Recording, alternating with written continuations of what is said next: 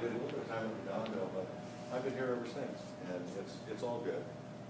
Yesterday was kind of an important day because 30 years ago, at a party that was sponsored by the late Dr. Mike Lowell, I met this beautiful lady who's been my wife for quite a number of years. We thought it was your daughter.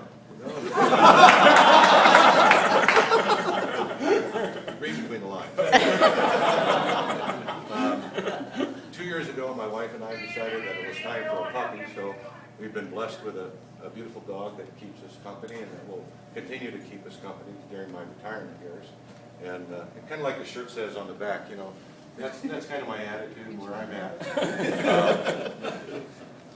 Tell them what it says. Chuck, the people in the back can't read it.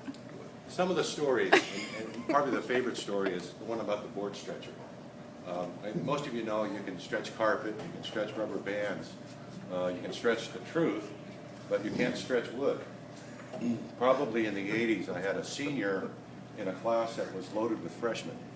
And the senior was a bit ambitious and wanted to kind of branch out on his own and do his own projects. So I let him go, and he was building a jewelry box. And sure enough, he cut something a little too small, forgot the little philosophy, measure twice and cut once. So I said, okay, I'm going to get him to myself. And we have a department joke that if somebody did something really crazy like that, we play the practical joke of using a board stretcher.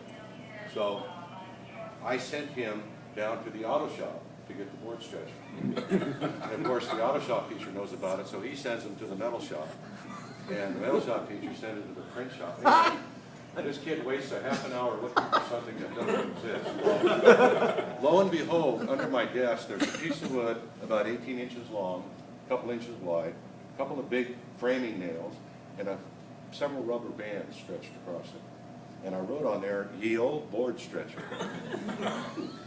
While he was out looking for it, I told all the freshmen what was going on. He came back, wood in hand, frustrated, walks up and looks at me. I said, "You know, I'm sorry, it's been here all the time." He actually took his wood out and put it up against the rubber bands. Laugh. Oh, if a student ever wanted to hit me, he probably did. And it's things like that that really keep you in the game, that keep you coming back from day to day. The quote that you hear a lot of is, "Do something you love and you'll never work a day in your life." Well, that's not totally true, because you do have some pretty bad moments at times, but it's all the good things that we do for the kids that keep you coming back day after day. I could have said all of this 7 years ago, and I'm still here, still coming back. And one of the reasons is I found a young man that's going to fill my shoes and keep the program alive. Just raise your hand over there. Mr. Doug Gall.